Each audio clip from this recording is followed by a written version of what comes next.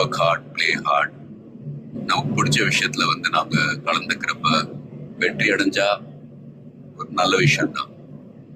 But if you don't achieve success, சோர்ந்து போயிடாதீங்க. Competition is more important. Will power, dedication, அதை விட்டு கொடுக்காதீங்க. And love you all unconditional. Take care. Lot of endurance racing வந்து மற்ற discipline மாதிரி ஒரு இண்டிவிஜுவல் ஸ்போர்ட் கிடையாது.